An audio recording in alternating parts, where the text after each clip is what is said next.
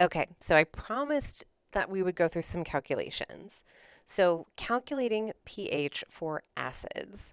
For a strong acid, if it ionizes completely, so for example, if we had zero point 0.1 molar hydrochloric acid, HCl is one of the 6 or 7 strong acids you should know.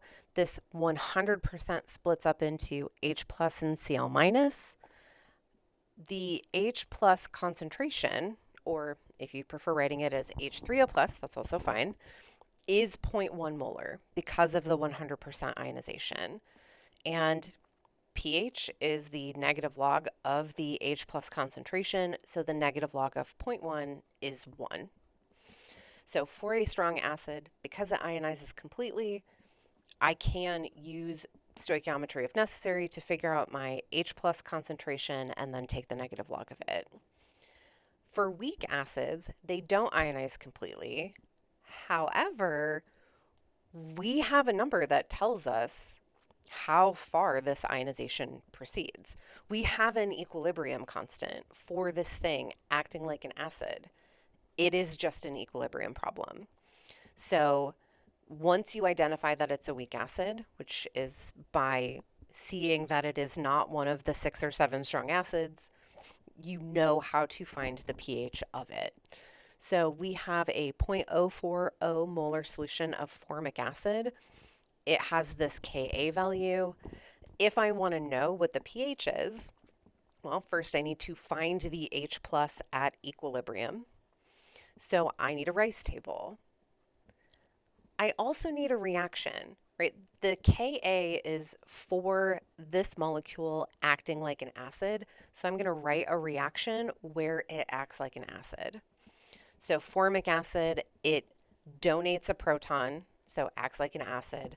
When it gives up that proton, it turns into HCOO minus. So formic acid in equilibrium with formate and H plus. I also know my initial conditions.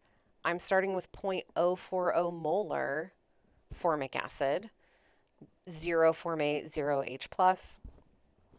My reaction has to move to the right because I'm starting with 0 product. So minus X, and plus X.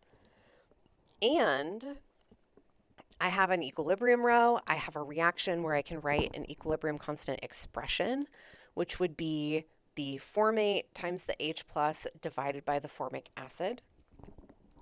And I can plug my equilibrium row stuff in. So x squared over 0.040 minus x, set that equal to the equilibrium constant, and solving for x, well, it again still won't get me to my actual answer, but it will give me a component that I need for my answer. So when we algebra this out, we end up needing to do quadratic formula. Thankfully, one of the answers we get is negative, so we can reject it without spending too much time on it. And we will use 0.00257 as our x value. Now go back and look at the equation and what H plus is at equilibrium. We don't have to go too much further with it, right? This x value is equal to the H plus concentration at equilibrium. So if I just take the negative log of that value, I get a pH of 2.59. Now, right, everything that you know about equilibrium applies here. So if you get something where maybe it's x cubed, maybe you can't solve it, maybe you want to simplify the algebra, you can use all of it. So you can assume that x is small if appropriate and use that to simplify your algebra. If it doesn't work, you might need to do successive approximations in order to find x and then go forward and use that as your H plus concentration.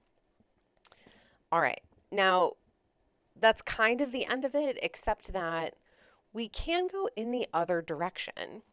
So we can make a solution of an acid, measure the pH, and then use it to find the Ka. So the way that what this works and what it would look like, all stuff that you are capable of doing. We have some unknown acid. We have a zero point 0.1 molar solution, and the solution has a pH of 4.25. Now, we're being asked to identify the acid. The only way to do that is like through the Ka with this information. So it's a weak acid. Well, I mean, if it was a strong acid, you would be able to tell immediately, right? Zero point 0.1 molar, that was a pH of 1. So pH of 4.25 can't be a strong acid. It has to be a weak acid. So we're at equilibrium. And we're using this HA generic acid, but that's in equilibrium with H plus and A minus. We know the initial conditions, which are 0.1 molar generic acid, which means 0 H plus, 0 A minus. And we know the pH.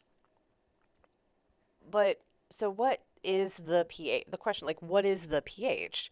Well, it's the negative log of the H plus concentration, and that H plus concentration is at equilibrium.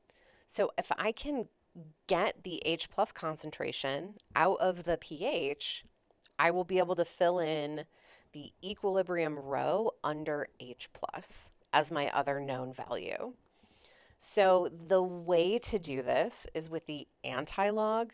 So if the negative log of H plus is 4.25, then the log of H plus is negative 4.25.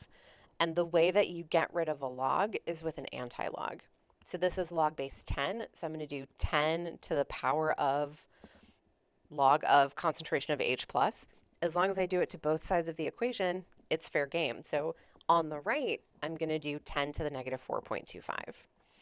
Now, when you do 10 to the log of H plus concentration, the 10 to the log base 10 part cancels out, and you're just left with concentration of H plus is 10 to the negative 4.25, which is 5.6 times 10 to the minus fifth molar.